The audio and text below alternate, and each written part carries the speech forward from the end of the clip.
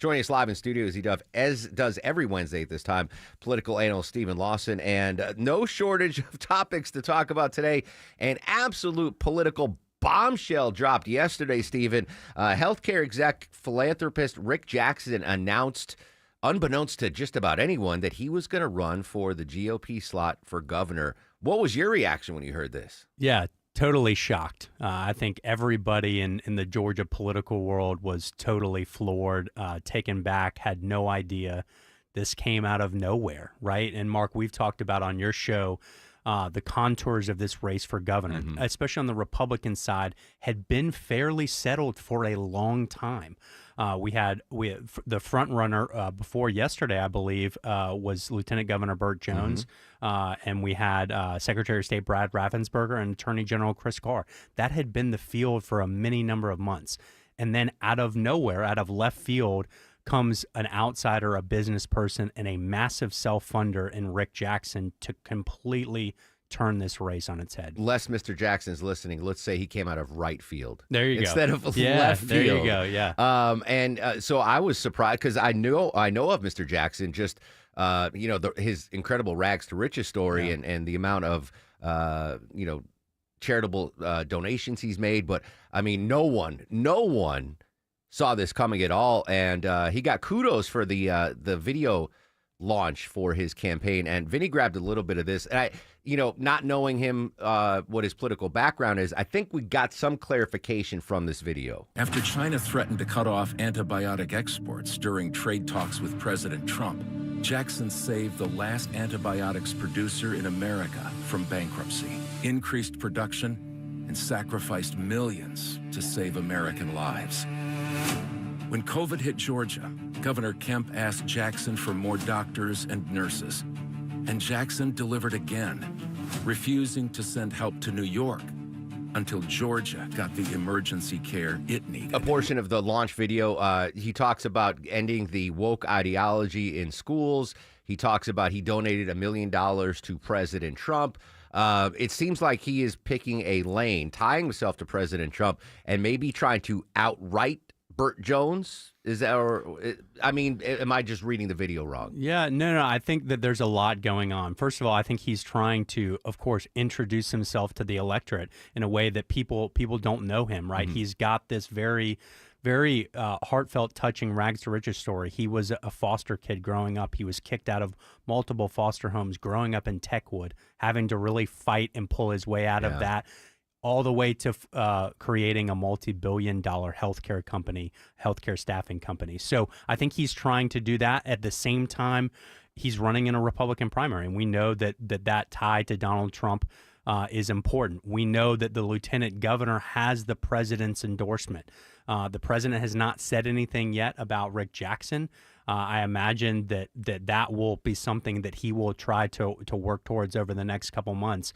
But the amount of money that Rick Jackson is planning on spending in this race, talking about $50 million, that is a game changer, particularly, Mark, because we are in February. We are less than 90 days from early voting in this Republican primary. That's a lot of money to spend defining yourself over the next 3 months. Can we read anything to the fact that he announced on February 3rd, so much later than the other candidates you mentioned? Does that mean this was never his intention, but he got calls from some people like, hey, we need you in this race? Maybe even President Trump called and said, hey, why don't you jump into this thing and get us a clear-cut front runner? Yeah, I think probably for Rick, he probably felt, when you get to that level of success, I think in the business world, you kind of get to do whatever you want to do, right, in life. And it feels like that's probably where he's at in life. He probably saw that there was a lane here to run. We've talked about some of the polling. We've talked about the lieutenant governor is currently the front runner in the race, but there's a large portion of undecided voters left, not just in that race, Mark, but in many of these races. And I think somebody with an outsider, a business person perspective, but that can write a big check to define themselves, to make sure that their ads are on the Mark Arum show and in a big way, I think that's a pretty smart move. I think you smartly said the outsider role. When you look at Jones and Carr and Raffensperger, no true outsiders.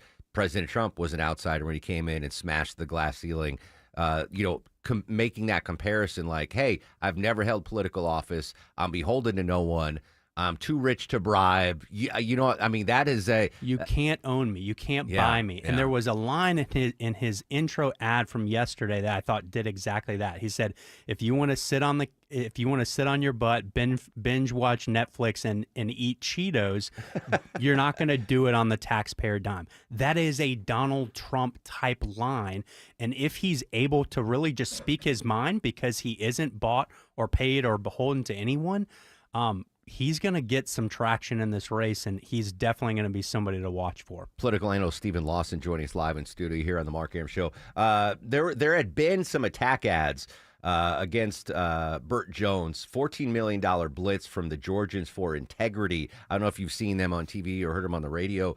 And the AJC questioned, do you think Rick Jackson was behind these?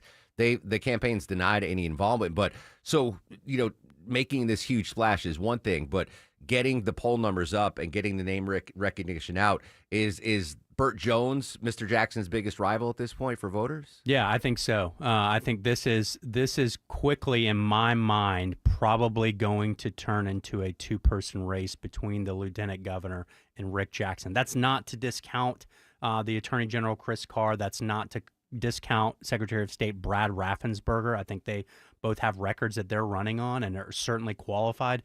But the level of money I think that will be involved, this race is going to be taken to a new level. And I think it's going to be a race ultimately between Rick Jackson and Burt Jones. And it's probably going to go to a runoff at this point. I think that's safe to say, given the amount of money that Rick has pledged to spend in this race. But it's going to be really interesting to see how President Trump and Governor Kemp react to this news, right? My gut is that the governor will continue to stay on the sidelines in this race to succeed him. We know that President Trump has endorsed Lieutenant Governor Burt Jones, but what does he make of Rick Jackson's entrance into this race? A business person like him, that's going to be really. And then how does Burt Jones respond to this? Those are two things I'm going to be on the lookout for over the next few weeks. Watching that. And I am not a political analyst, but I've been around the block. What I think Rick Jackson's biggest strength right now is, again, this is a day into this, is that you mentioned he appeals to the MAGA base, right? With his ties to President Trump, get off the couch, stop eating.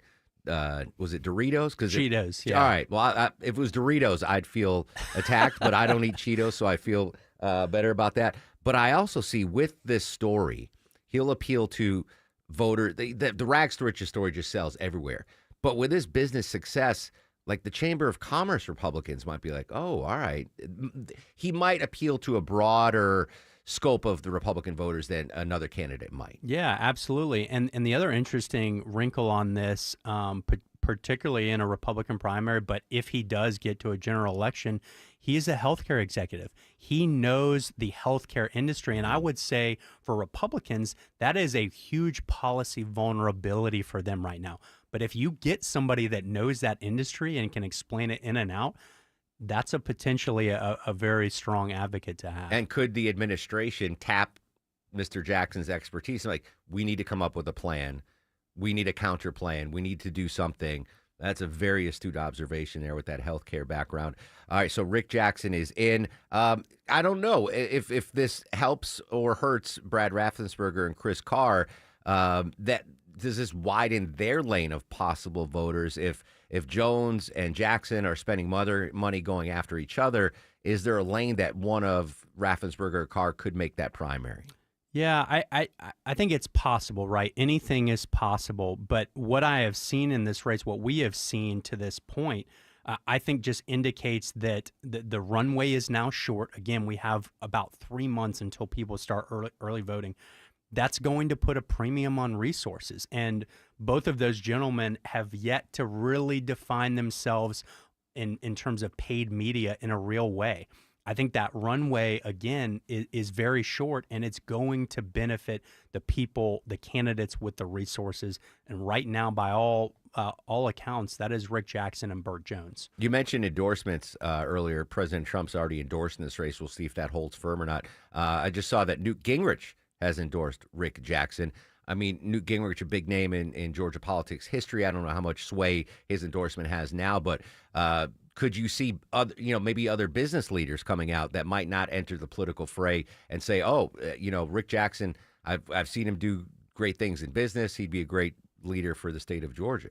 I think it's certainly possible. Obviously, when you get that high in the business world to a point where you're a billionaire, your Rolodex is pretty large. And there's probably a lot of friends of Rick Jackson across the state and across the country that are going to see this as welcome news and want to help out.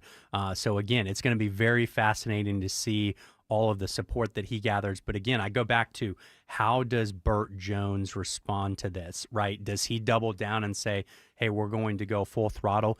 His family obviously is independently wealthy. Do they tap into that in a more real way and sort of up the ante in this race? Like I said, either way, it's going to be good for advertisers across the state, I think. Amen. I want to tap into your analyst Rolodex tool belt, if you will.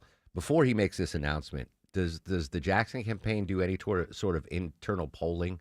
Do they get polls out to see, all right, is this feasible? That's something that goes on, right? Yeah, I think when you're spending that much money on a campaign as a business person, I would imagine that Rick Jackson has a very good read on where this race is, and I think that potentially illustrated his decision to get into the race. Again, when you are that successful in business, I don't think you make really bad bets. And he's betting on himself, and we'll see where that goes. Mr. Jackson, if you want to release those internal poll numbers, just go to markaram.com and contact Deborah and send us. I'm very curious to see. And let's get UGA polling. I'm going to call my buddies at Marist up in New York. I want to see some new poll numbers here. No, I mean, not hyperbole. This was a bombshell yesterday. No one saw it coming, but things got, if they couldn't get more interesting in this election year, they certainly just did. Dentons.com for all things related to Stephen Lawson.